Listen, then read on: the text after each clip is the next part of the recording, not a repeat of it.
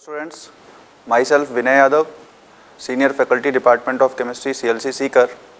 आप लोगों को याद होगा कि हम लोगों का फिजिकल केमिस्ट्री का सेक्शन का रिवीजन हो रहा है, जिसका रिवीजन हम लोग नेशनल एलिजिबिलिटी एंट्रेंस टेस्ट में ईयर 2013 टू 19 में जो भी क्वेश्चंस आए हैं और जो भी कॉन्सेप्ट्स आए हैं उनकी थ्योरी को कवर करते हुए हम लोग सारा रिवीजन कर रहे हैं, ताकि हम लोग नीट 2020 में अच्छा परफॉर्मेंस कर सकें।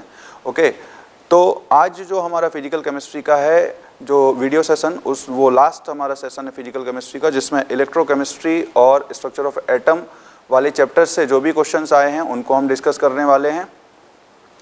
आप लोगों को याद होगा पिछले 4 सेशंस में हम लोगों ने फिजिकल केमिस्ट्री के जो किए हैं उसमें हम लोग ऑलमोस्ट सभी चैप्टर कंप्लीट कर चुके हैं। फिजिकल केमिस्ट्री के mole concept, redox, gases state पहले वीडियो लेक्चर में था। दूसरे वीडियो लेक्चर में हम लोगों ने केमिकल और आयनिक इक्विलिब्रियम को डिस्कस किया था। तीसरे लेक्चर में हम लोगों ने थर्मोडायनेमिक्स और सॉल्यूशन कॉलिगेटिव प्रॉपर्टीज़ को डिस्कस किया था। जो चौथा लेक्चर हमारा था उसमें हम लोगों ने सॉलिड स्टेट, सरफेस केमिस्ट्री और केमिकल काइनेटिक्स को कवर किया था।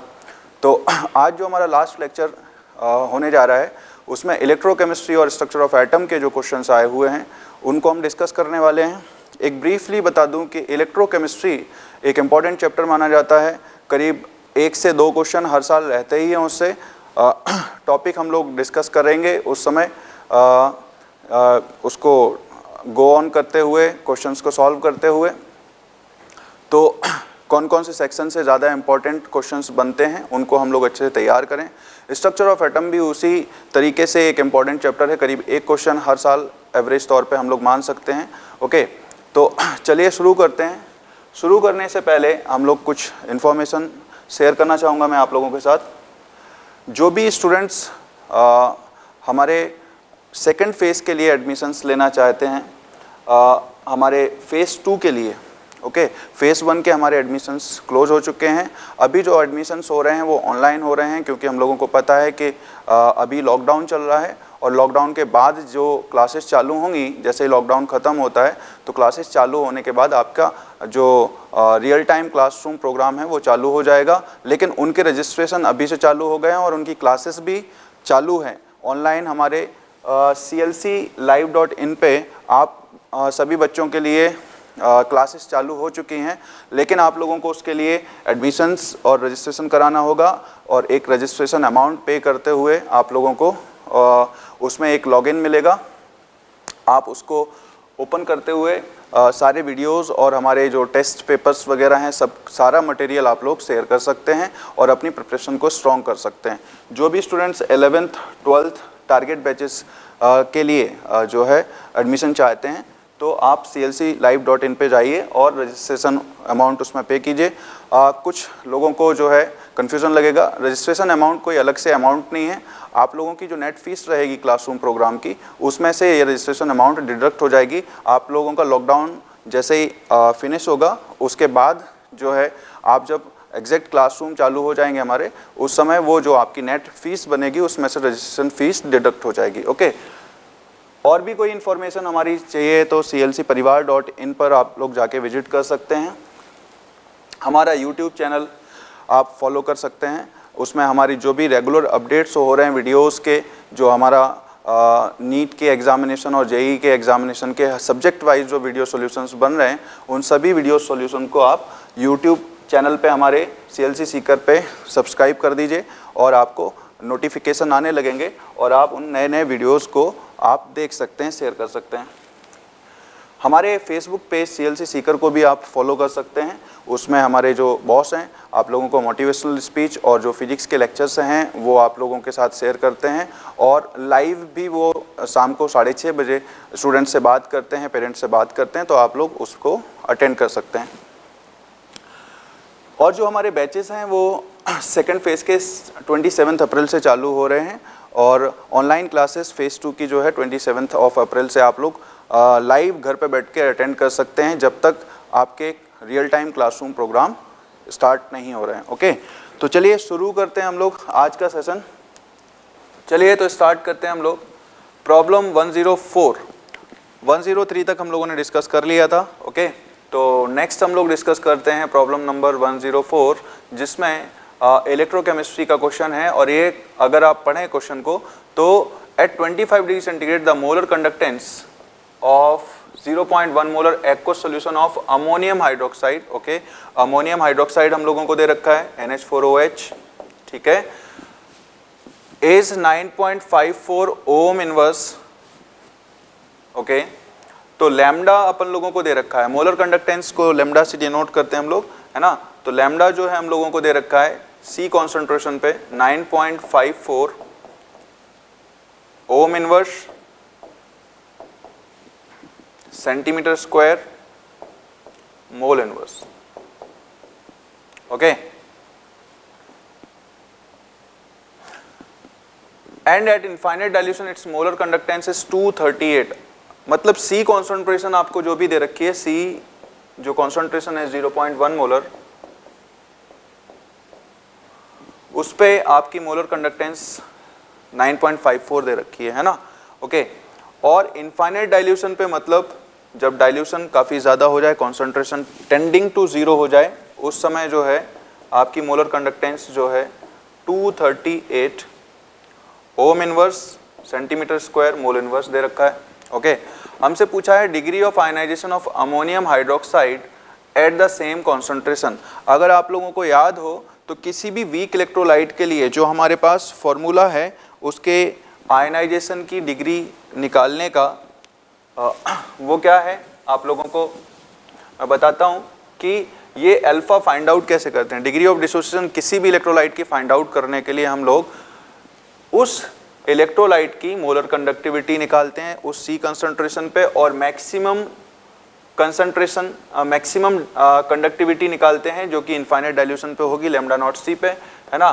तो हम लोगों को जो डेटा दे रखा है, आप लोग ध्यान से देखो, 9.54 डिवाइडेड बाई 238, 9.54 अपॉन 238, है ना। तो अल्फा जो आता है अपने पास वो जो है आता है 0.0, आप इसको सॉल्व करेंगे 4008, ये अल्फा की वैल्यू सॉल्व करने पे आएगी आप लोगों की, ओके।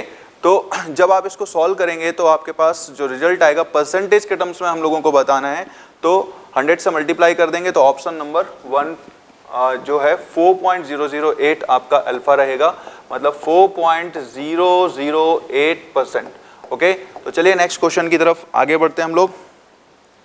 तो ऑप्शन 1 आपका करेक्ट हुआ, है ना। नेक्स्ट क्वेश्चन देखो, 105, a button cell is used in watches, function F as following: zinc plus Ag2O plus water gives 2 Ag, zinc 2 plus and 2 OH minus. If half cell potential R, okay, half cell potential आपको दे रखा है, zinc यहाँ पे ये cell reaction दे रखी है ना। जरा इसको मैं लिख लेता हूँ साइड में, ओके, ताकि आप लोगों को इजीली समझ में आ जाए। Ag2O सॉलिड, ओके, वाटर के अंदर ये रिएक्शन हुई, और यहाँ पे twice of Ag solid plus Zn2 plus aqueous, okay, and 2OH minus aqueous, ठीक है ना। अच्छा, if half cell potential R, अगर आपके हाफ सेल पोटेंशियल दे रखे हैं अपन लोगों को, सेल पोटेंशियल क्या होगा, है ना। तो अगर इस प्रॉब्लम को ध्यान से आप ऑब्जर्व करो, ओके, तो यहाँ पे जिंक ऑक्सीडाइज हो रहा है और सिल्वर रिड्यूस हो रहा है। सिल्वर देखो +1 से आपका एलिमेंटल स्टेट 0 में जा रहा है ना, ओके, और जिंक किस 0 से +2 में जा रहा है। तो आप ध्यान से देख सकते हो, तो जिंक का ऑक्सीडेशन हुआ, मतलब एनोड की तरह कौन सा इलेक्ट्रोड काम करेगा। तो यहाँ पे देखो एनोड कौन होगा, एनोड होगा जिंक का हाफ सेल, ओके।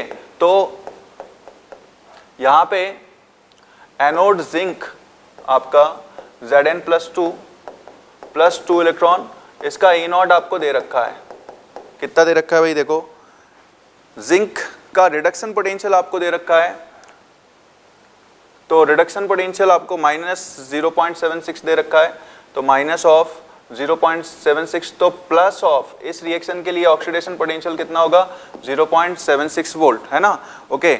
और यहाँ पे एनोड जिंक का होगा कैथोड किसका होगा? सिल्वर का, मतलब सिल्वर ऑक्साइड जो है आपका एक कैथोड की तरह ट्रीट होगा यहाँ पे। तो यहाँ पे कैथोड के लिए जो है रिएक्शन आपको दे रखी है और उसका इलेक्ट्रोड पोटेंशियल भी दे रखा है आपको, Ag2O plus H2O plus 2 electron will give what? Twice of Ag solid plus twice of OH minus। ठीक है भाई, E नॉट कितना दे रखा है? देखो E नॉट आपको दे रखा है 0.34 वोल्ट, 0.34 वोल्ट। ये रिडक्शन पोटेंशियल दे रखा है इस कैथोड के लिए, ये रिएक्शन लिखी गई है। ओके, हम लोगों को पता है कि भाई सेल पोटेंशियल पूछा गया है हमसे। ओके, और सेल पोटेंशियल क्या होगा? ऑब्वियस स्टैंडर्ड ही होगा, क्योंकि और कोई डिटेल हम लोगों को दे नहीं रखी है, तो स्टैंडर्ड कंडीशन में ही लेते हैं हम लोग। तो हमें पता है भाई कि ई नॉट सेल कैसे निकालेंगे? ई नॉट सेल निकालेंगे हम लोग reduction potential of cathode minus reduction potential of anode. Okay,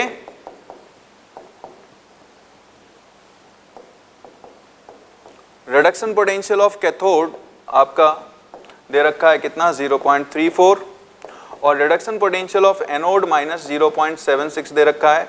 इसको जब आप सॉल्व करेंगे, ओके, तो सॉल्व करने पे क्या आंसर आएगा? देखो आंसर आएगा 1.10। ओके, सो ऑप्शन 3 1.10 आपको दे रखा है, सो 105 आपका सॉल्व हुआ। बढ़ते हैं आगे, आसान थी प्रॉब्लम ये।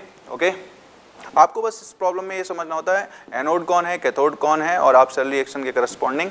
ओके, अगर कॉन्सेंट्रेशंस वगैरह आपको दे रखी होती तो उसके हिसाब से ई सेल निकालते। फिलहाल इसमें कोई कंडीशन नहीं दे रखी थी कॉन्सेंट्रेशन या पार्शियल प्रेशर वगैरह की, तो इस वजह से हम लोग इस सर्टेन केस में स्टैंडर्ड कंडीशन ही एज्यूम करके चलेंगे। Okay, now next case 106। A hydrogen gas electrode is made by dipping platinum wire in a solution of HCl of pH is equal to 10। Okay, कोई सॉल्यूशन है HCl का, okay, उसमें pH आपका 10 है। pH 10 होने का मतलब H की कॉन्सेंट्रेशन दे रखी है, and by passing hydrogen gas around the platinum wire, okay, at 1 atmosphere the oxidation potential. तो अब देखो यहाँ पे हाइड्रोजन गैस जो होगा twice of H plus aqueous plus 2 electron। okay, now hydrogen gas twice of H plus। तो अभी क्या करेंगे हम लोग? इसमें हमसे पूछा जा रहा है कि oxidation potential of electrode would be, अगर आपको pH दे रखा है, pH आपको 10 दे रखा है, तो H प्लस हम लोग फाइंड आउट कर लेंगे यहाँ से। ठीक है, अच्छा, हाइड्रोजन को हम लोगों ने 1 एटमॉस्फेयर पे ले रखा है, तो partial pressure of hydrogen is 1 atmosphere. Okay, तो जरा इस इक्वेशन के लिए ई सेल का एक्सप्रेशन क्या लिखेंगे भाई? E of H2 H plus is equal to what भाई? ऑक्सीडेशन हाफ सेल का जो रिएक्शन दे रखा है ये, तो E not of H2 to H plus minus 0.0591 upon 2। इस रिएक्शन के लिए मैं एक्सप्रेशन लिख रहा हूँ लॉग ऑफ H प्लस का square upon what?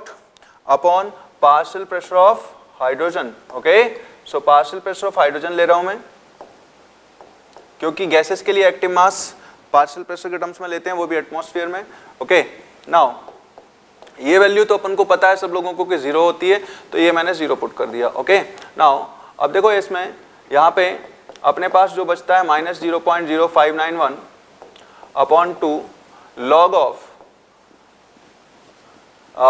H plus की कॉन्सेंट्रेशन का स्क्वायर है। तो एक काम करते हैं हम लोग, इस स्क्वायर को बाहर निकाल देते हैं, पार्शियल प्रेशर तो 1 हो गया है ना, तो यहाँ से क्या बचता है? इसको बाहर निकाला। Okay, 0.0591 upon 2 into 2। Okay, log of what? इसको माइनस को मैं अंदर भेज देता हूँ, तो माइनस को जब अंदर भेजूंगा तो minus of log of H plus क्या हो जाएगा भाई? Minus of log of H plus जो हो जाएगा वो होगा pH। ओके, सो pH होगा 2 कैंसिल आउट हो गया। ओके, तो यहाँ से बचता है 0.0591। ओके, 2 कैंसिल आउट हो गया आपका, और इनटू पीएच। पीएच कितना आएगा? पीएच आपको 10 है। ओके, तो 0.591 वोल्ट। ओके, सो ये आपका क्या हो गया? E of H2 to H plus. ठीक है, सो देखते हैं आंसर आपको 0.59 volt. Okay, so option number 4 will be the correct answer. Okay, तो बढ़ते हैं आगे। ऑप्शन नंबर 4 आई होप समझ में आ रहा होगा आप लोगों को। नेक्स्ट क्वेश्चन की तरफ हम लोग बढ़ते हैं आगे।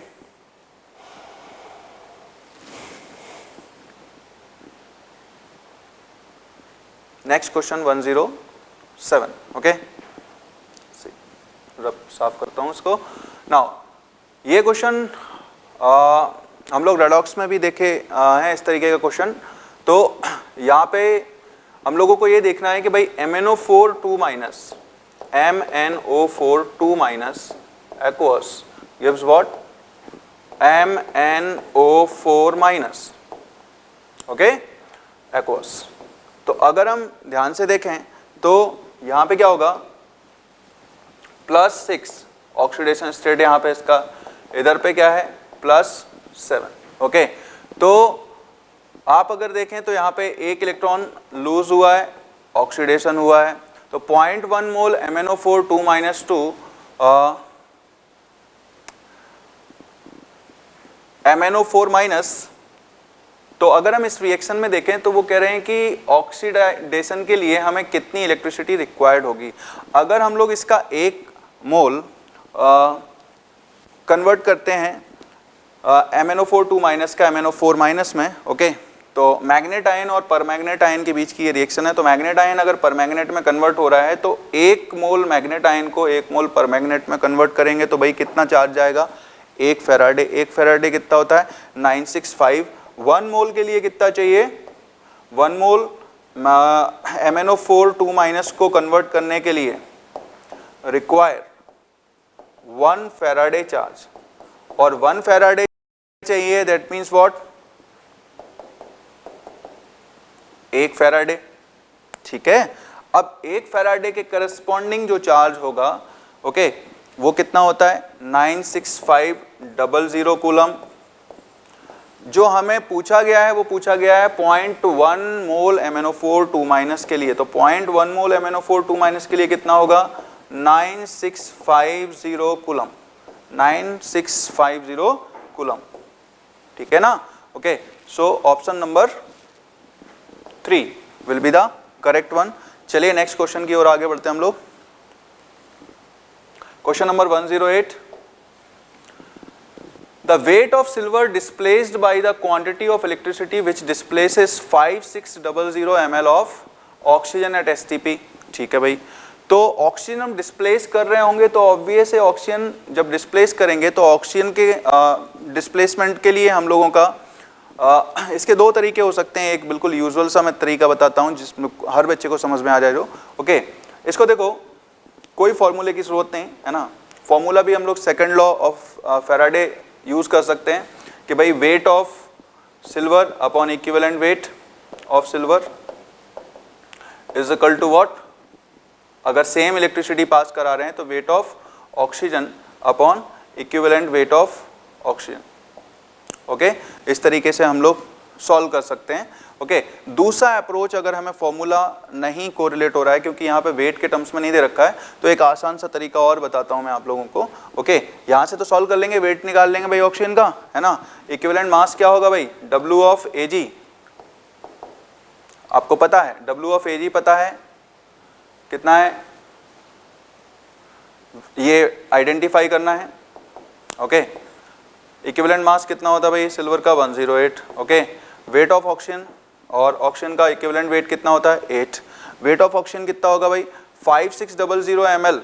कितना होगा STP की कंडीशन पे? इसको अगर हम 22,400 से डिवाइड करें, ओके, तो ये कितने टाइम्स जाएगा? 4 टाइम्स। अच्छा, ये तो क्या आ जाएंगे? मोल। और मोल आ जाएंगे, और उसमें किससे मल्टीप्लाई कर दें हम लोग, भाई देखो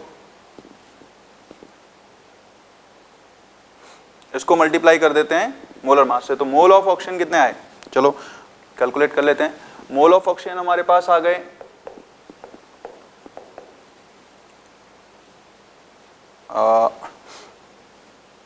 1/4, ओके, और मास कितना हुआ ऑक्सीजन का, W of oxygen 1/4 into 32 that is what 8, okay.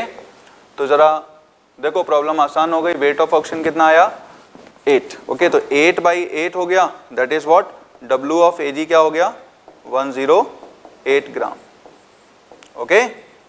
चलो तो बढ़ते हैं आगे। अगर आप सेकंड मेथड भी देखना चाहते हैं तो देखो मैं आप लोगों को क्लियर करता हूँ, फर्स्ट तो समझ में आ गया होगा, ओके। एक मेथड और देख लेते हैं कि भाई ये ऑक्सीजन जब डिस्चार्ज हुआ होगा तो कैसे हुआ होगा। H2O का, वाटर का अगर इलेक्ट्रोलिसिस कराएंगे हम लोग तो O2 plus 4H plus 4 electron है ना, ओके, ये अपन लोग इक्वेशन बैलेंस करेंगे, ठीक है। अच्छा, तो 4 फैराडे अगर चार्ज पास होता है तो ऑक्सीजन कितना 1 मोल बनेगा, ठीक है भाई। अच्छा, अपन लोगों ने जो करंट पास कराई है 1 मोल के लिए 4 फैराडे होता है ना। हम लोगों ने कितने मोल ऑक्सीजन लिया है, 1 मोल ऑक्सीजन डिस्प्लेस करता है 4 मोल इलेक्ट्रॉन के या 4 फैराडे करंट, ओके। सो 1 मोल के करस्पॉन्डिंग 4 फैराडे चार्ज है ना। हमारे पास जो मोल ऑफ ऑक्सीजन हम लोगों ने अभी अभी कैलकुलेट करे हैं 5600/22,400 ml से, वो कितने हैं 1/4 मोल ऑक्सीजन। 1/4 मोल ऑक्सीजन कितना होगा, okay, 4 Faraday divided by 4 Faraday divided by 4, okay, तो यहाँ से कितना आया 1 फैराडे, ठीक है ना, ओके। तो 1 फैराडे जो है आपका ये क्या होगा 96500 कूलम, 96500 कूलम। तो 96500 कूलम या 1 फैराडे, और 1 फैराडे चार्ज से सिल्वर कितना डिस्चार्ज होगा 1 मोल, और 1 मोल के करस्पॉन्डिंग मास कितना होता है 108। सो ये आपका दूसरा अप्रोच था, ओके। बढ़ते हैं आगे 109 की तरफ। Aqueous solution of which of the following compound is best conductor of electric current, okay. तो एक्व सॉल्यूशन हमने लिया है, एसिटिक एसिड हमें पता है कि एक वीक इलेक्ट्रोलाइट है क्योंकि ये आयनाइज ही नहीं होता पानी में पूरा, ओके। सो एक वीक इलेक्ट्रोलाइट होने की वजह से ये बहुत अच्छा कंडक्टर तो नहीं होगा, ओके। HCl एक स्ट्रॉन्ग इलेक्ट्रोलाइट है और हमें पता है कि पानी एक्वस फेस में इसको एक फेवरेबल कंडीशन मिलेगी, that is what H3O plus और Cl माइनस, ओके। तो H प्लस की जो कंडक्टेंस होती है या कंडक्टिविटी होती है, molar conductivity, that is highest among all the ions, ठीक है ना। तो H3O प्लस क्योंकि इसको वाटर मॉलिक्यूल्स क्या करेंगे, सपोर्ट करेंगे कंडक्शन के लिए, है ना, ओके। और हम लोग जानते हैं कंडक्टिविटी का कॉन्सेप्ट हम लोगों ने सीखा होगा कि वाटर के अंदर H plus ion water molecules से रेप्लिकेट होते होते आगे बढ़ते हैं, मतलब उसको फेवरेबल सॉल्वेंट मिलता है, ओके। तो सॉल्वेंट खुद ही उसके कंडक्शन को सपोर्ट कर रहा है, तो HCl यहाँ पे आंसर होना चाहिए। नेक्स्ट देखो अमोनिया भी एक NH4OH बनाएगा पानी के अंदर, तो that is also weak electrolyte. Fructose तो ऑब्वियस है नॉन इलेक्ट्रोलाइट ही रहेगा। तो अगर हम देखें तो सबसे बेस्ट आंसर यहाँ पे HCl होगा, ओके। तो 109 का option number 2 will be the best answer, okay. Next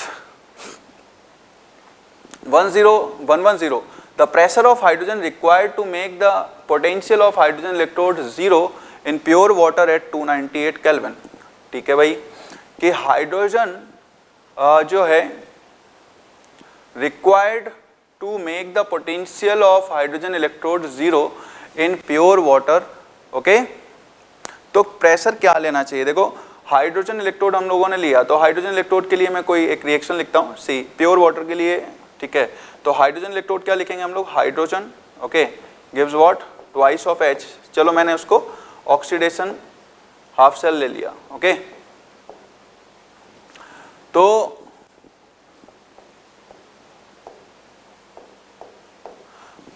कहा जा रहा है कि भाई किस प्रेशर पे जो है हाइड्रोजन का, सपोज करो हम लोग पार्शियल प्रेशर कुछ ले रहे हैं P, ओके,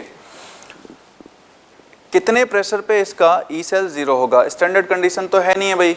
अच्छा, तो अपन लोगों को एक बात पता है कि E of H2 to H plus is equal to what, E not of H2 to H plus minus of 0.0591 upon 2 log of H plus की कॉन्सेंट्रेशन का square upon what, partial pressure of hydrogen gas.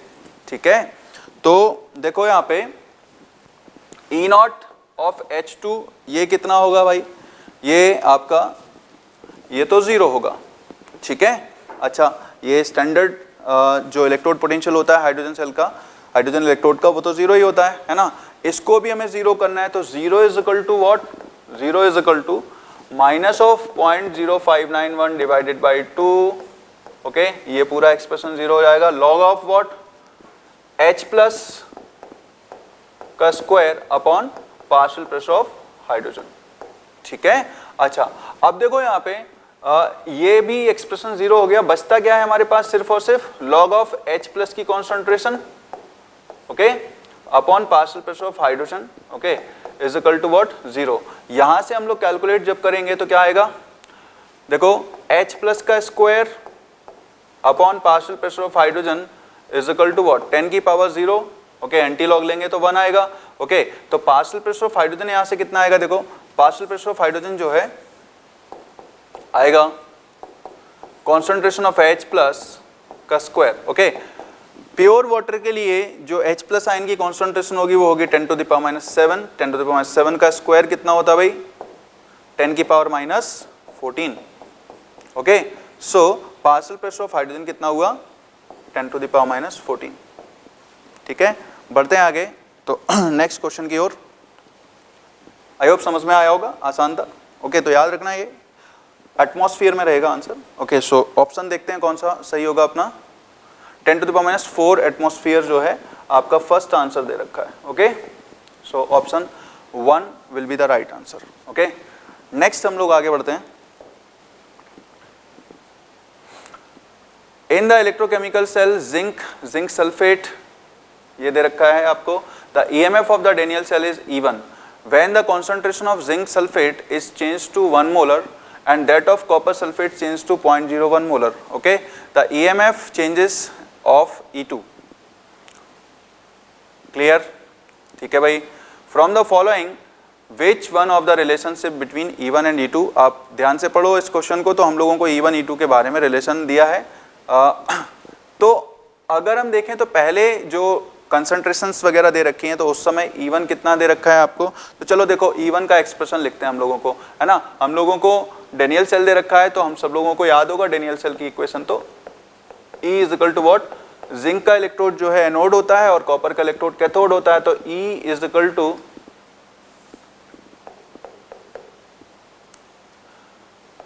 E not minus 0.0591 upon 2 log of Zn2 plus की concentration upon copper 2 plus की concentration. ठीक है, अच्छा जी, तो जरा देखते हैं हम लोग पहले जो E1 है, जो डेटा अपन को दे रखा है उसको ध्यान से देखो। E नॉट तो फिक्स ही है भाई, 0.0591 upon 2 log of zinc ion कितना है, जिंक आयन आपका 0.01 है और कॉपर आयन कितना है भाई, 1 मोलर, है ना। तो जिंक आयन 0.01 मतलब 0.01 10 to the power -2 और कॉपर आयन आपका 1 मोलर है, ओके। तो यहाँ से 2 बाहर जाएगा, -2, यहाँ से क्या आएगा, E not minus 2 cancel out हो गया, ओके। तो 2 को बाहर निकाला हमारे पास, तो जो आता है अपने पास 0.0591, okay, this is your E1, ठीक है। अच्छा जी, ये फर्स्ट इक्वेशन बना के हम लोग छोड़ देते हैं, ठीक है ना, ओके। अच्छा, माइनस माइनस यहाँ पे क्या हो गया, प्लस हो गया, है ना। अच्छा, ये 2 को -2 को बाहर निकाला, प्लस और 2 कैंसिल आउट हो गया। E2 हम लोग क्या लिखने वाले हैं भाई, E2 देखो, E2 हम लोगों ने क्या करा, E0 माइनस 0.0591 अपॉन 2, हम लोगों ने कॉन्सेंट्रेशन जिंक आयन और कॉपर आयन की बदल दी है, और वो कितनी है जरा देखते हैं। Copper sulphate change to 0.01 and zinc sulphate 1 molar, उल्टी कॉन्सेंट्रेशन हम लोगों ने कर दी, मतलब 1 मोलर इधर पे कर दिया, ओके, और यहाँ पे कितना कर दिया, 10 की power minus 2 molar, okay.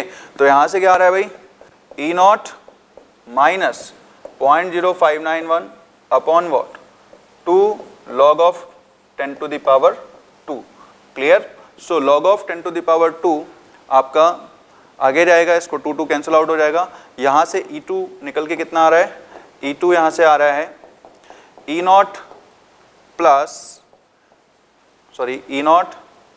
Minus 0.0591, okay.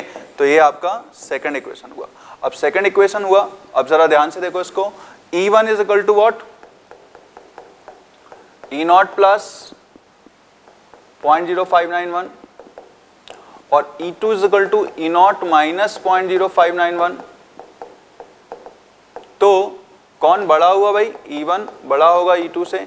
जरा देखते हैं ऑप्शंस क्या दे रखे हैं, E1 less than E2, E1 greater than E2, okay. So option number 2 will be the correct answer, okay. So E1 will be greater than 2, okay. So 1 1 1। Next question की तरफ आगे बढ़ते हैं हम लोग। आयनिक मोबिलिटी से रिलेटेड क्वेश्चन था, ये क्वेश्चन है, ionic mobility of which of the following alkali metal ions is lowest when aqueous solution of their salt are put under the electric field, okay।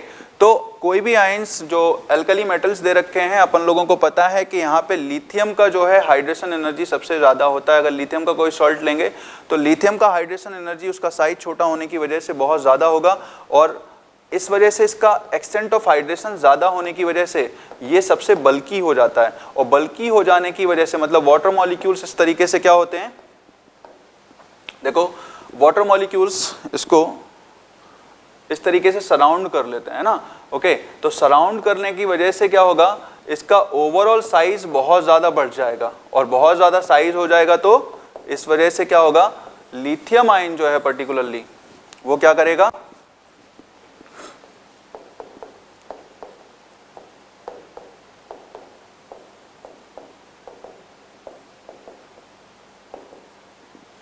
ठीक है। तो अगर हम साइज के टर्म्स में बात करें तो यहाँ पे लिथियम आयन एक्वस फेस में लार्जेस्ट साइज का होगा, ओके। और lithium then sodium ion then potassium. Hydration energy की वजह से हम लोग बोलेंगे कि भाई मैक्सिमम हाइड्रेशन लिथियम आयन का होगा, इस वजह से वो लार्जेस्ट साइज का हो जाएगा, then potassium and rubidium so on, है ना, ओके। तो इसलिए आयनिक मोबिलिटी जितना बड़ा बल्कि आयन हो जाएगा उतना ही आयनिक मोबिलिटी उसकी कम हो जाएगी। तो लीस्ट आयनिक मोबिलिटी किसकी होगी भाई, लिथियम आयन की, ओके। तो हमें जो ऑप्शंस दे रखे हैं वो पोटेशियम, रुबिडियम, लिथियम और सोडियम, तो आंसर अपन को मिल चुका है। तो चलते हैं आगे, लिथियम अपना राइट आंसर होगा।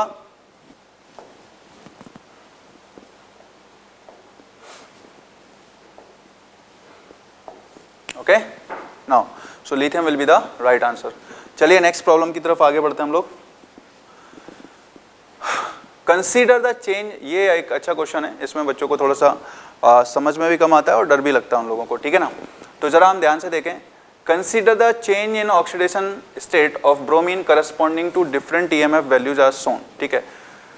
आप लोगों को BrO4 माइनस दे रखा है, 1.28 वोल्ट BrO3 माइनस में कन्वर्ट होता है। ये सेपरेट रिएक्शंस के फॉर्म में आप लिख सकते हो इनको, इन्होंने एक सीरीज में लिखा हुआ है उसको कि BrO4 माइनस अगर रिड्यूस होता है BrO3 माइनस में तो इलेक्ट्रोड पोटेंशियल 1.82 वोल्ट चाहिए। BrO3 माइनस अगर 1.5 में जाता है तो HBrO चाहिए। तो फाइनली इस तरीके से इन्होंने पूछा है कि कौन सी स्पेसी जो है डिस्प्रोपोर्शनेशन में जा सकती है। डिस्प्रोपोर्शनेशन रिएक्शन का मतलब क्या होता है बेटा, जो ऑक्सीडेशन में एक ही एलिमेंट क्या हो रहा हो, ऑक्सीडेशन में भी जा रहा हो और वही एलिमेंट रिडक्शन में भी जा रहा हो, तो कौन सा डिस्प्रोपोर्शनेशन के लिए पॉसिबल फेस है, मतलब ऐसी स्पेसीज जो रिड्यूस होने पे भी इलेक्ट्रोड पोटेंशियल पॉजिटिव दे और ऑक्सीडाइज होने पे भी इलेक्ट्रोड पोटेंशियल उस रिएक्शन के करस्पॉन्डिंग पॉजिटिव आए। तो जरा चेक करते हैं, देखो मैं इसको सेपरेटली लिख लेता हूँ, है ना।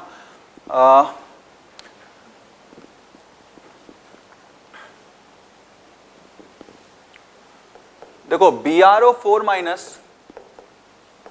आपका BrO3 माइनस में जा रहा है, ठीक है। तो ये तो सिंपली क्या है, ई नॉट इसका 1.82 है। तो ऑब्वियस है ये सिर्फ एक ही वन डायरेक्शनल प्रोसीजर है।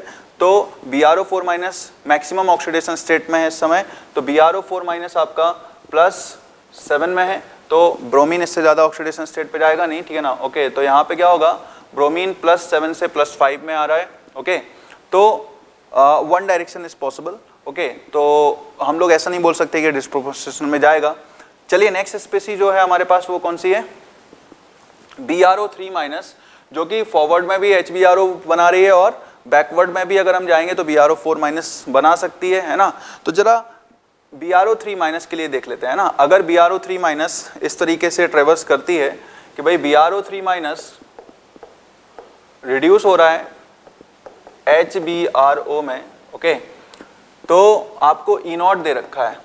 ई नॉट कितना दे रखा है, जो है ई नॉट दे रखा है 1.5,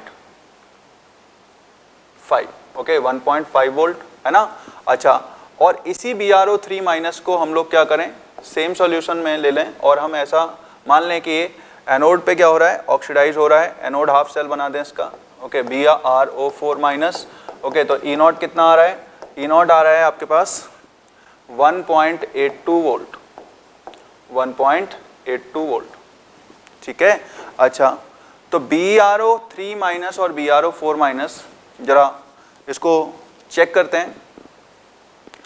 1.5 वोल्ट, 1.82 वोल्ट, अगर हम देखें तो ये आपका रिडक्शन पोटेंशियल हुआ, मतलब कैथोड हुआ, और ये क्या हुआ, एनोड की तरह बिहेव करेगा, ठीक है। अच्छा, तो BrO3 माइनस से BrO4 माइनस जब जा रहे हैं तो यहाँ पे क्या होगा, रिवर्स होगा। तो यहाँ पे ये बेसिकली ऑक्सीडेशन पोटेंशियल हुआ है ना। अच्छा, तो इसके करस्पॉन्डिंग ई नॉट जब हम फाइंड आउट करेंगे तो ई नॉट क्या होगा भाई, ई नॉट होगा reduction potential of cathode minus reduction potential of anode, है ना, या ऑक्सीडेशन पोटेंशियल ऑफ एनोड, है ना। तो अपन लोग बोलते हैं कि reduction potential of cathode minus, या ऐसा करते हैं हम लोग इसको ऑक्सीडेशन पोटेंशियल ऑफ एनोड बोल देते हैं, है ना। तो रिडक्शन पोटेंशियल ऑफ कैथोड आपका 1.5 है प्लस, सॉरी ये -1.82 है, ऑक्सीडेशन पोटेंशियल -1.82।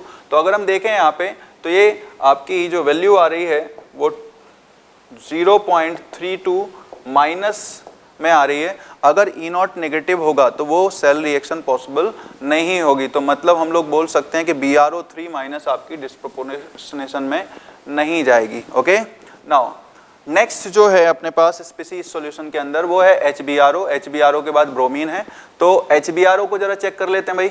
HBrO को देखो, HBrO ये आपको डिटेल में इसलिए समझा रहा हूँ, इस तरीके का कॉन्सेप्ट जो है बच्चों को क्लियर नहीं होता है, ओके, और थोड़ा डिफिकल्ट भी होता है ना समझना कि कैसे हम लोग चेक करेंगे। तो आप लोग सिंपली मैं तो एक एक को चेक कर रहा हूँ, ओके, आप डायरेक्ट भी रैंडम एक दो को चेक कर लीजिए, ओके, और आपका जो भी फिट हो जाए आंसर के अंदर, मतलब ई नॉट जिसका पॉजिटिव आ जाएगा वो cell reaction disproportionation reaction feasible होगी, मतलब स्पॉन्टेनियस होगी, ठीक है। तो मैं नेक्स्ट जो केस चेक कर रहा हूँ वो किसके लिए कर रहा हूँ, HBrO के लिए, ठीक है। HBrO के लिए क्या होगा भाई, HBrO ब्रोमीन, ठीक है। तो HBrO ब्रोमीन के लिए ई नॉट कितना है, ई नॉट ब्रोमीन के लिए है 1.595 वोल्ट, ठीक है। अच्छा जी, और HBrO अगर हम लोग BrO3 माइनस में जाते हैं, ओके, तो क्या होगा भाई,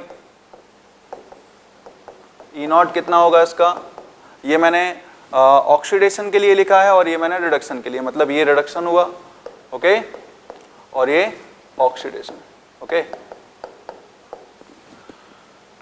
इसका ऑक्सीडेशन पोटेंशियल क्या आएगा भाई, -1.5 वोल्ट, ओके। तो हम क्या करते हैं इसमें, फिर से वही ई नॉट चेक करते हैं इस रिएक्शन का कि अगर HBrO डिस्प्रोपोर्शनेशन में जाता, मतलब ये कंबाइन इक्वेशन होती, twice of HBrO gives what, Br2 plus BrO3 minus, and इसको फाइनली हम लोग बैलेंस करेंगे जब, ओके। तो ई नॉट जो आएगा वो क्या आएगा, ई नॉट देखो, ई नॉट इसके लिए क्या आएगा, कैथोड रिडक्शन पोटेंशियल, कैथोड इसको बनाएंगे क्योंकि वहां पे रिडक्शन हो रहा है, और इसको एनोड बनाएंगे, तो reduction potential of cathode minus reduction potential of anode, तो रिडक्शन पोटेंशियल ऑफ कैथोड कितना है 1.595 माइनस, और ऑक्सीडेशन पोटेंशियल क्या है plus 1.5 volt. Okay, so plus 1.5 volt आपका ऑक्सीडेशन पोटेंशियल, सॉरी माइनस ही दे रखा है, सॉरी माइनस 1.5 वोल्ट है ना। तो यहां से अपने पास कितना आ रहा है 0.095 okay volt. That means what, ये ई नॉट अगर आपका पॉजिटिव हो गया तो ई नॉट पॉजिटिव का मतलब है आपका ई नॉट पॉजिटिव, तो डेल्टा जी नॉट क्या होगा भाई नेगेटिव। ओके, सो सेल आपका स्पॉन्टेनियसली वर्क करेगा, मतलब अगर हम लोग HBRO को लें कुछ फेस में तो ये डिस्प्रपोर्शनेशन रिएक्शन में जा सकता है ओके इजीली। सो आंसर आपका HBRO ही होगा। ओके, ब्रोमीन होगा नहीं, हम लोगों ने BRO3 माइनस चेक कर लिया, BRO4 माइनस होगा नहीं। ओके, तो HBRO is the correct answer, तो ऑप्शन नंबर 2 हमारे पास राइट होगा। ओके, तो बढ़ा जाए आगे फिर नेक्स्ट प्रॉब्लम की ओर। 114 for a cell involving 1 electron, E not आपको दे रखा है 0.59 volt at 298 kelvin, the equilibrium constant for the cell reaction. Okay, तो इक्विलिब्रियम कांस्टेंट कैसे निकाला जाए भाई, इक्विलिब्रियम कांस्टेंट निकालने के लिए देखो यहाँ पे अपन लोगों को delta G not is equal to minus NF E not वाला फॉर्मूला पता होगा, ठीक है। अच्छा, और साथ में delta G not is equal to क्या होता है भाई RT ln के इक्विलिब्रियम है ना, तो minus of NF E not. Okay, बढ़ते हैं आगे, तो यहां पे क्या होगा minus of 2.303 RT log of K equilibrium is equal to what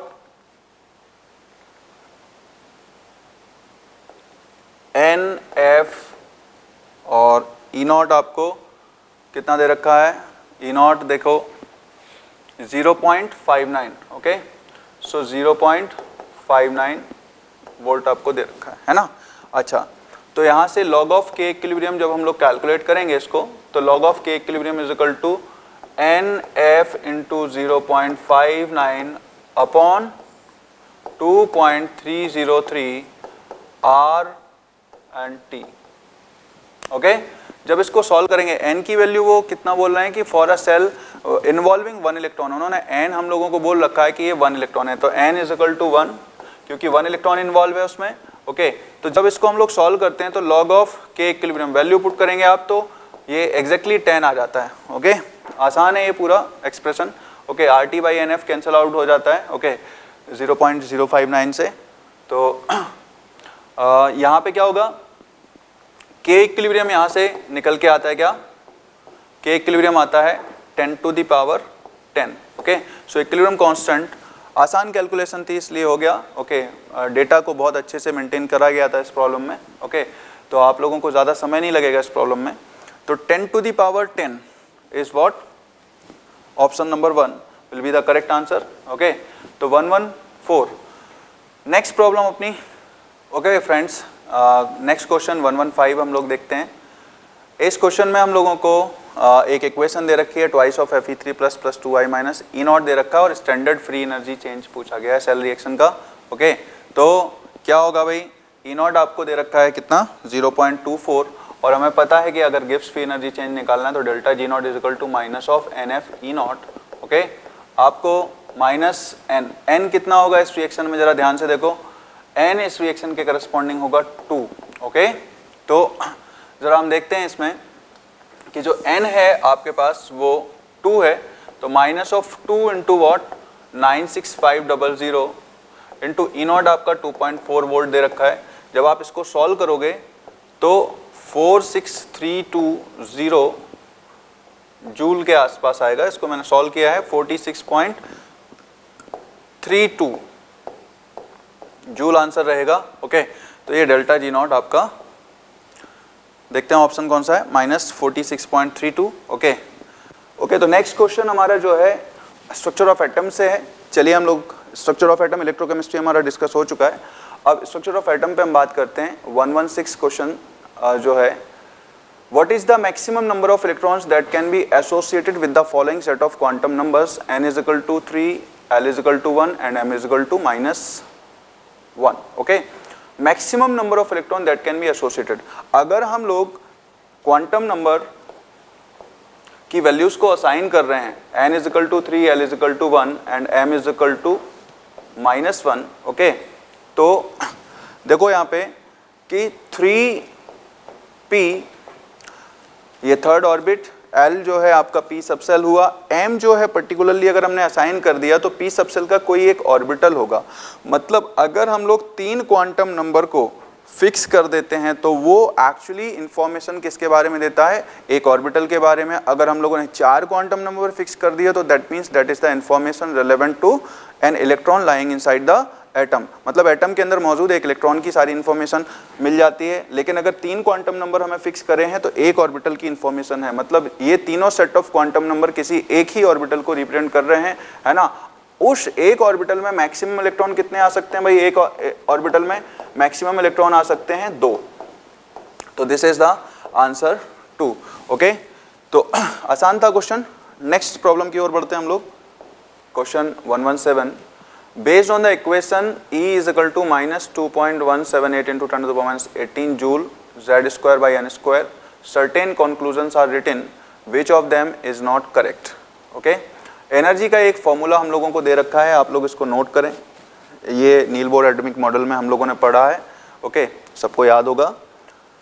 first option जो है, equation can be used to calculate the change in energy when the electron changes orbit. Okay, तो ये बात सही है कि भाई हम लोगों को एनर्जी का फॉर्मूला दे रखा है, और अगर हमें एनर्जी पता है और इलेक्ट्रॉन एक्साइट या डी एक्साइट होता है, सपोज E2 और E1 ये दो एनर्जी स्टेट हैं, इलेक्ट्रॉन डी एक्साइट होता है तो एनर्जी रिलीज करेगा, अगर एक्साइट होता है E1 से E2 में तो एनर्जी अब्जॉर्ब करके होगा। तो जो एनर्जी रिलीज करेगा डेल्टा E, वो क्या होगा भाई, हम लोगों को पता है कि वो जो एनर्जी होगी वो क्या होगी, E2 माइनस E1। ओके, सो E2 माइनस E1 क्या होगा, E2 माइनस E1, देखो तो हम लोग अगर हर एक एनर्जी स्टेट को लिखें तो 2.178 into 10 to the power minus 18 into what, z square 1 by n1 square minus 1 by n2 square, this will be the energy। okay, तो पहला जो ऑप्शन दे रखा है कि वो कह रहे हैं कि equation can be used to calculate the change in energy when the electron changes the orbit. Obvious है, अगर एनर्जी सेल चेंज करेगा इलेक्ट्रॉन तो इस फॉर्मूला की मदद से हम लोग क्या कर सकते हैं, एनर्जी स्टेट को निकाल सकते हैं ना। ओके, तो ये ऑप्शन जो है आपका बिल्कुल करेक्ट हुआ, है ना। नेक्स्ट प्रॉब्लम की ओर आगे बढ़ते हैं हम लोग, नेक्स्ट ऑप्शन की तरफ। तो नेक्स्ट ऑप्शन हमसे बोला जा रहा है कि for n is equal to 1 the electron has more negative energy than it does for n is equal to 6, which means that the electron is more loosely bounded, the electron is more loosely bounded in the smallest allowed orbit। smallest और allowed orbit हम लोगों को पता है कि भाई जो, जैसे सपोज हम लोग हाइड्रोजन एटम को ले लेते हैं, तो हाइड्रोजन एटम में क्या है कि first energy state -13.6 electron volt, okay, then -3.4 electron volt, then -1.51 electron volt, ऐसा हम लोगों को याद होगा। ओके, तो जो स्टेटमेंट 2 दिया जा रहा है कि भाई the electron has more negative energy than it does for n is equal to 6। Okay, तो electron has more negative energy, सही बात है कि फर्स्ट एनर्जी स्टेट जो है मोर नेगेटिव है, और हायर एनर्जी स्टेट जैसे जाएंगे हम लोग, ज़्यादा ऑर्बिट नंबर जैसे जैसे बढ़ेगा वैसे वैसे एनर्जी 0 की तरफ टेंड करेगी। ओके, तो वो मोर पॉजिटिव होगी बेसिकली। तो ये स्टेटमेंट यहाँ तक तो करेक्ट है। फिर वो कह रहे हैं कि भाई the electron is more loosely bound in the smallest allowed orbit. ठीक है, लूजली बाउंडेड ऐसा कहना गलत है। ओके, कैसे, देखो हम लोगों को पता है कि नेगेटिव साइन सिर्फ ये शो करता है कि भाई इलेक्ट्रॉन जो है न्यूक्लियस से बाउंडेड है और उसकी पोटेंशियल एनर्जी जो है वो काइनेटिक एनर्जी के ऊपर डोमिनेट कर रही है ना। तो पोटेंशियल एनर्जी आपकी नेगेटिव होती है, इलेक्ट्रोस्टैटिक अट्रैक्शन इलेक्ट्रॉन और न्यूक्लियस के बीच का है ना। तो यहाँ पे ये जो पोटेंशियल एनर्जी है वो ज़्यादा नेगेटिव है, जबकि काइनेटिक एनर्जी क्या है अपनी, पॉजिटिव है। तो काइनेटिक एनर्जी पॉजिटिव हो गई, क्लियर। सो अगर हम देखें तो दोनों का जो टोटल एनर्जी का सम आता है, तो टोटल एनर्जी का सम हमारा क्या होगा, दैट विल बी नेगेटिव, है ना।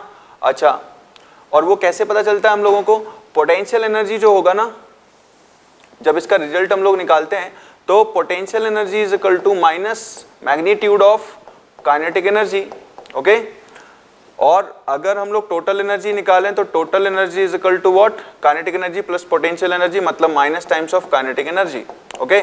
सो potential energy is dominating over kinetic energy.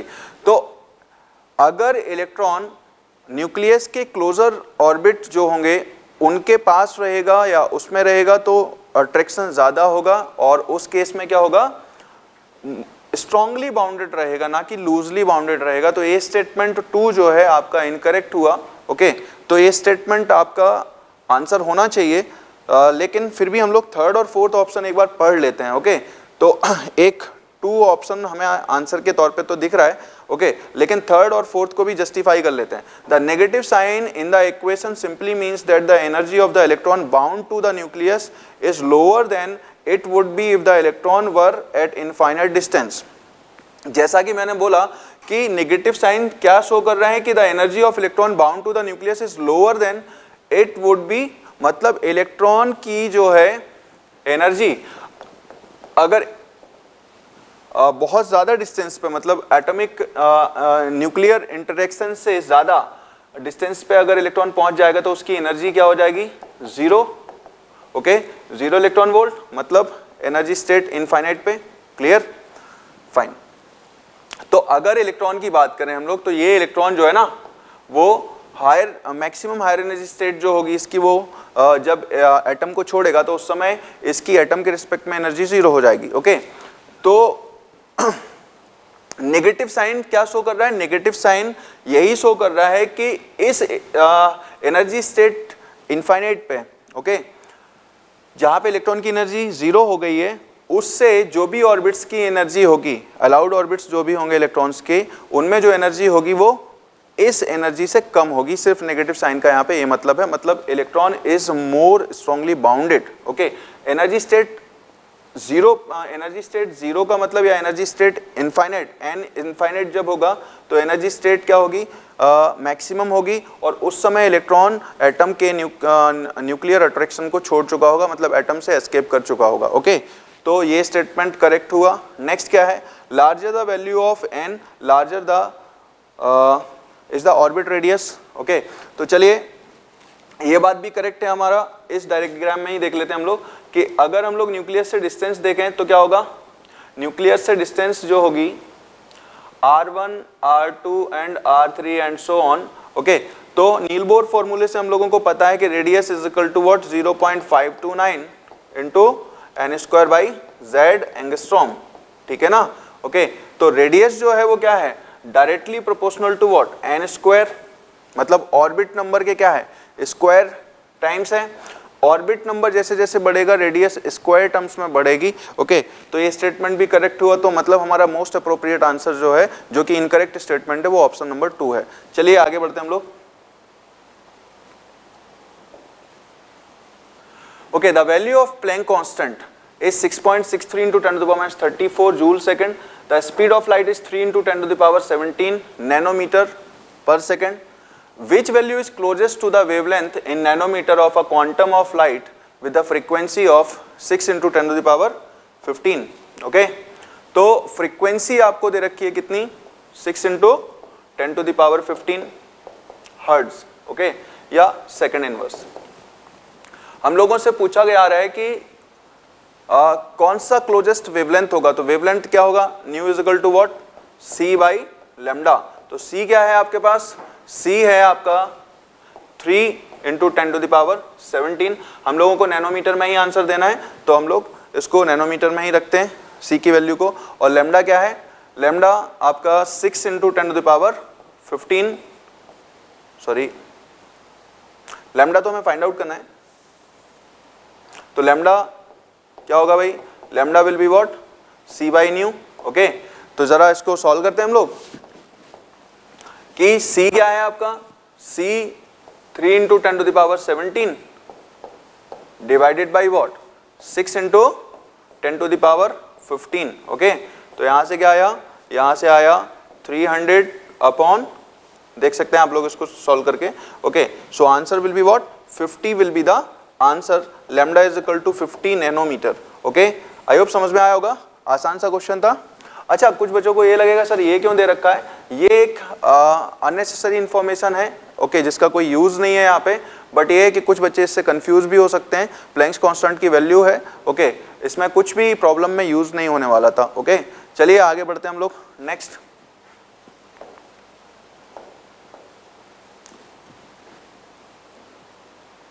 Which subcell can be occupied by maximum 6 electron, maximum 6 electron किस सबसेल में होते हैं, तो मैक्सिमम इलेक्ट्रॉन किसी भी सबसेल में फाइंड आउट करने का फॉर्मूला क्या होता है बेटा, 2 into 2l plus 1।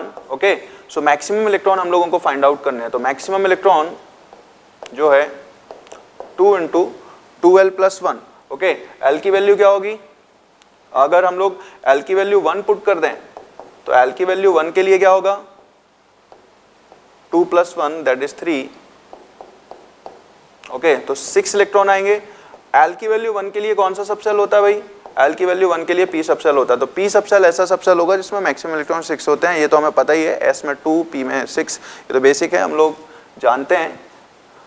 Okay, then next question की तरफ आगे बढ़ते हैं।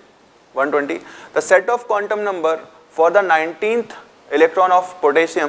देखो भाई, इसमें हम लोगों को पोटेशियम एटम का एटॉमिक नंबर दे रखा है और वो कह रहे हैं कि 19th इलेक्ट्रॉन कहाँ पे होगा, उसके करस्पॉन्डिंग क्वांटम नंबर क्या होंगे। तो 4 क्वांटम नंबर वैल्यू होंगी उस इलेक्ट्रॉन के लिए, तो हम लोगों को वो सारी क्वांटम नंबर की वैल्यूज को आइडेंटिफाई करना है। तो जरा इसका इलेक्ट्रॉनिक कॉन्फ़िगरेशन लिख देते हैं भाई हम लोग, 1s2 2s2 2p6, सब लोगों को आता होगा ये लिखना। Okay, 3s2 3p6। Okay, 3p6 के बाद क्या होगा भाई, 4s ऑर्बिटल आएगा। यहाँ तक देखो भाई कितने हो गए, 10 इलेक्ट्रॉन, फिर उसके बाद 8 इलेक्ट्रॉन, मतलब 10 8 18। ओके, तो बचा क्या, 1 इलेक्ट्रॉन, 1 इलेक्ट्रॉन मतलब 4s1। तो 4s1 19th इलेक्ट्रॉन ये वाला होगा। ओके, तो जरा हम लोग देखते हैं कि भाई 19th इलेक्ट्रॉन अगर हमारे पास, this will be the 19th electron. Okay, तो 19th इलेक्ट्रॉन के लिए 4s के करस्पॉन्डिंग इस इलेक्ट्रॉन का क्वांटम नंबर का सेट जो बनेगा, n is equal to 4, l is equal to 0, m l is equal to 0 and spin quantum number plus half और माइनस हाफ कोई सा भी लिया जा सकता है। तो 4 0 0 का कॉम्बिनेशन एक ही ऑप्शन में दिख रहा है हम लोगों को, that is option number 1। So option number 1 is the right answer. चलिए नेक्स्ट क्वेश्चन की तरफ हम लोग आगे बढ़ते हैं। What is the maximum number of orbital that can be identified with the following quantum number. अगर हम लोगों को याद हो तो फर्स्ट क्वेश्चन जो हम लोगों ने करा उसमें मैक्सिमम इलेक्ट्रॉन पूछे थे और इस क्वेश्चन में हम लोगों को मैक्सिमम नंबर ऑफ ऑर्बिटल पूछा गया है, ठीक है ना। और हम लोगों को पता है कि अगर हम लोग यहाँ पे क्या करें, n की वैल्यू भी फिक्स कर दें, प्रिंसिपल क्वांटम नंबर भी फिक्स कर दिया, l की वैल्यू भी फिक्स कर दी और ml की वैल्यू भी फिक्स कर दी 0। ओके, तो मतलब this is showing any orbital of 3p, it can be z 3pz। Okay, so 3pz orbital अगर हम लोगों ने 3 क्वांटम नंबर को फिक्स कर दिया है तो यहाँ पे ये किसकी इंफॉर्मेशन दे रहा है, एक सर्टेन ऑर्बिटल के बारे में। ओके, तो कितने ऑर्बिटल हो सकते हैं 3 क्वांटम नंबर को, एक ही, तो answer is 1। Okay, next question की ओर आगे बढ़ते हैं हम लोग। Calculate the energy in joule corresponding to the light of wavelength 45 nanometer. Okay, energy हम लोगों को फाइंड आउट करनी है, लाइट की वेवलेंथ जो दे रखी है 45। तो एनर्जी का फॉर्मूला हमें पता है भाई, E is equal to hc by lambda. Okay, तो यहाँ पे क्या होगा, hc 6.63 into 10 to the power minus 34, okay, into what 3 into 10 to the power कितना आएगा 8। ओके, नाउ यहाँ पे हम लोग डिवाइडेड बाई लेमडा कितना है हमारे पास, लेमडा है 45 नैनोमीटर। 45 नैनोमीटर मतलब 10 to the power minus 9। Okay, तो ये चीज़ आप लोग याद रखो यहाँ पे कैलकुलेशन में कि जब भी ये h और c का मल्टीप्लिकेशन होगा तो यहाँ पे हम लोग एक वैल्यू याद रख लें, इसका मल्टीप्लिकेशन करेंगे हम लोग तो रफली 2 × 10⁻⁻25। ओके, ये वैल्यू याद रखने में आसान होगी आप लोगों को hc की वैल्यू, लेकिन आपको ये याद रखना है कि MKS यूनिट में लेना है हम लोगों को, अपॉन 45 × 10⁻⁹। ओके, तो जब हम इसको सॉल्व करेंगे तो ये कितना आएगा 10⁻25 प्लस 9। ओके, कितना होगा ये 10 की पावर माइनस ऑफ आपका 16। Okay, and 2/45।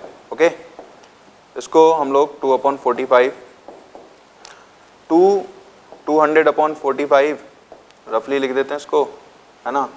अच्छा जी, इंटू 10⁻18।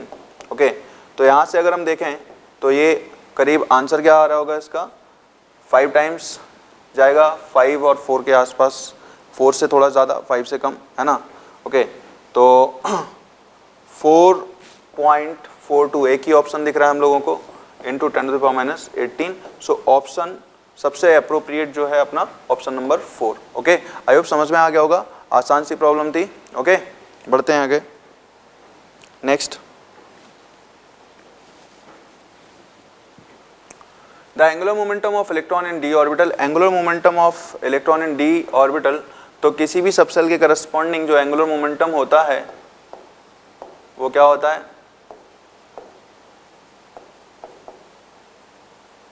√L × L+1 h/2π, है ना। तो क्या होगा भाई यहाँ पे √L L+1, L की वैल्यू क्या होगी डी सबसेल के लिए या डी ऑर्बिटल के लिए, L की वैल्यू होती है 2। ओके, तो वैल्यू पुट करते हैं। अच्छा, यहाँ पे जो h/2π है उसको h बार भी लिखते हैं हम लोग, ठीक है ना, ये याद रखना आप लोग, कंफ्यूज हो जाओ नहीं तो। यहाँ पे ये जो भी दे रखा है आपको h बार लिखा हुआ है। ओके, तो यहाँ पे √2 × 2 + 1, okay, h bar, that is what √6 h bar. Okay, तो option number 2 will be the correct answer. चलिए बढ़ते हैं आगे हम लोग नेक्स्ट प्रॉब्लम की ओर। Problem number 124, 2 electrons occupying the same orbitals are distinguished by principal quantum number, magnetic quantum number, azimuthal quantum number. देखो, 2 इलेक्ट्रॉन्स एक ही ऑर्बिटल को अगर ऑक्यूपाई कर रहे हैं तो उनका प्रिंसिपल क्वांटम नंबर आइडेंटिकल होगा, एजीमुथल क्वांटम नंबर भी आइडेंटिकल होगा, मतलब n की वैल्यू भी सेम रहेगी, l भी सेम रहेगा, ml भी सेम रहेगा। सिर्फ कौन सा क्वांटम नंबर सेम नहीं रहेगा, इनका स्पिन क्वांटम नंबर सेम नहीं रहेगा, s और ms, है ना, जिसको लिखते हैं हम लोग। तो +½ और -½ दो वैल्यू असाइन करेंगे वो लोग, है ना। तो दोनों ही इलेक्ट्रॉन को आइडेंटिफाई सिर्फ हम लोग स्पिन क्वांटम नंबर से ही कर सकते हैं। ओके, बहुत आसान क्वेश्चन था, है ना। इस तरीके के आसान क्वेश्चन स्ट्रक्चर ऑफ एटम से आते हैं, बहुत लेंदी कैलकुलेशन वाले नहीं आएंगे। तो आप लोग क्या है कि एक बेसिक फंडामेंटल तो एनसीईआरटी का कवर कर ही लो, अच्छे से रिवाइज कर लो। Okay, now next question, which one is the wrong statement? Okay, the uncertainty principle is delta E dot delta T greater than h/4π. Okay, okay, Heisenberg uncertainty principle पढ़ा होगा हम लोगों ने, लेकिन ये फॉर्म बहुत कम लोगों ने देखी होगी। ओके, ये फॉर्म कहाँ से आती है? डेल्टा ई रिप्रेजेंट क्या कर रहा है? एनर्जी में अनसर्टेनिटी, और डेल्टा टी मतलब अनसर्टेनिटी इन टाइम। ओके, तो जरा हम लोग इस फॉर्मूले को देख लेते हैं कि कैसे आएगा ये। ओके, तो देखो कैसे आएगा ये। हम लोगों को हाइजेनबर्ग अनसर्टेनिटी प्रिंसिपल पता है। Heisenberg uncertainty principle delta P dot delta x should be greater then h/4π। Okay, now अब देखो इसमें एक काम करते हैं हम लोग, डेल्टा पी डेल्टा टी से डिवाइड कर दो और डेल्टा टी से ही तुम क्या करो, मल्टीप्लाई कर दो। ओके, तो यहाँ पे क्या होगा, डेल्टा पी जो होता है वो क्या होता है, rate of change in momentum, और डिवाइडेड बाय डेल्टा टी क्या होगा, rate of change of momentum. Okay, तो rate of change of momentum क्या होता है, one kind of force. Okay, force dot delta X क्या होता है, work done, and work done क्या होता है, one kind of energy. So this is the uncertainty in energy. Okay, और यहाँ पे ये क्या होगा, delta T h/4π। Okay, now delta E dot delta t will be greater than equal to h upon 4 पाई।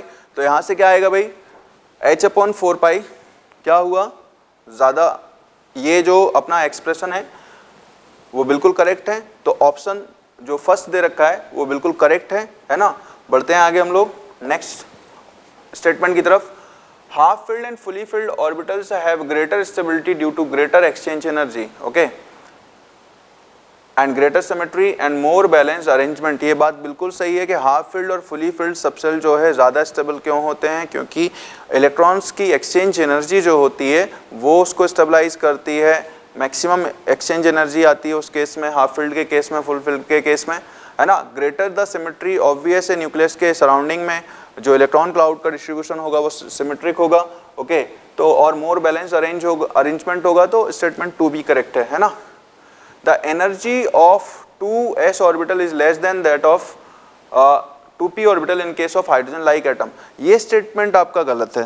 देखो हम लोगों ने पढ़ा है कि भाई जो हाइड्रोजन लाइक एटम होगा उसके पास 1 इलेक्ट्रॉन होगा, ओके। हाइड्रोजन लाइक एटम मतलब 1 electron system, okay. So 1 electron system के लिए क्या होगा, जो एनर्जी होगी, जो भी ऑर्बिटल एक ही सबसेल में होते हैं 1 इलेक्ट्रॉन सिस्टम के लिए, ओके, उनकी एनर्जी क्या रहेगी, सेम रहेगी, है ना, ओके। जैसे 3s है, 3s 3p 3d equal energy level पे होंगे, ओके, और इस तरीके से, ठीक है। तो लेकिन अगर हम लोग मल्टी इलेक्ट्रॉन सिस्टम के लिए बात करते हैं तो मल्टी इलेक्ट्रॉन सिस्टम के लिए हम लोग अफबाउ प्रिंसिपल फॉलो करते हैं और n+l रूल फॉलो करते हैं। तो n+l रूल जो है बेसिकली किसके बारे में बता रहा है हम लोगों को, अफबाउ प्रिंसिपल के बारे में, मल्टीपल इलेक्ट्रॉन सिस्टम के बारे में n+l रूल वैलिड है, ओके। तो यहाँ पे n+l का जो रूल है वो मल्टीपल इलेक्ट्रॉन सिस्टम के लिए बात करते हैं हम लोग कि 1s सबसेल 2s से कम एनर्जी पे होगा, फिर 2p and 3s 3p, okay. तो ये स्टेटमेंट आपका रॉन्ग हुआ और हमें रॉन्ग स्टेटमेंट ही पूछा था, तो हमें आंसर तो मिल चुका है, ओके। चलिए ऑप्शन 4 को भी जस्टिफाई कर लेते हैं। De Broglie wavelength is given by lambda, lambda is equal to h upon mv, okay. तो lambda is equal to h upon mv,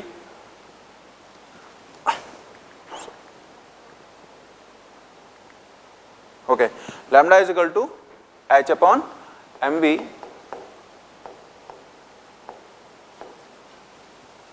ठीक है। और v is the group velocity of particle and m is the mass of the particle, okay। so lambda जो है आपका wavelength है, m क्या है मास और v क्या है वेलोसिटी है, ओके।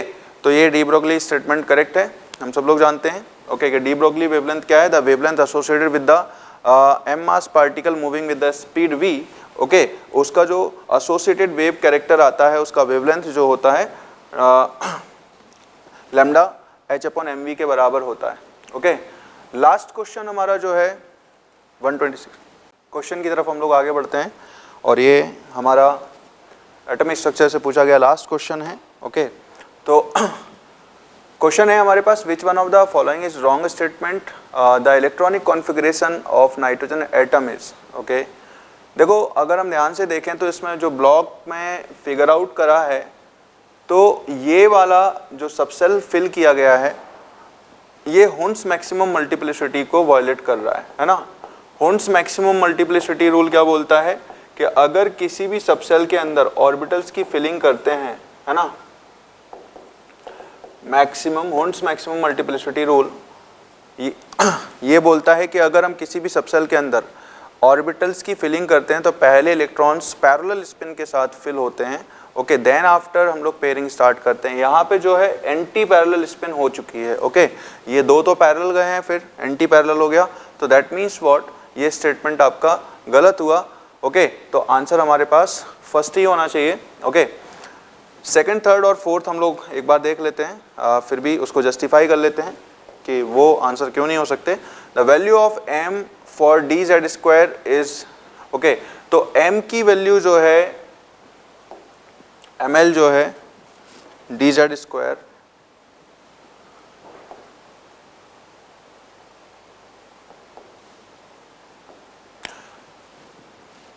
अगर ml को हम लोग देखते हैं तो ml अगर 0 है तो पॉसिबल है dz स्क्वायर के लिए, क्योंकि l की वैल्यू अगर 2 होगी तो ml जो है आपके 5 वैल्यूज लेगा, मतलब d सब सेल के लिए। तो d सब सेल के लिए ml can be assigned as dz square. Okay, ml 0 की वैल्यू जो है dz स्क्वायर के लिए असाइन की जा सकती है। तो ऑप्शन 2 का स्टेटमेंट करेक्ट हुआ।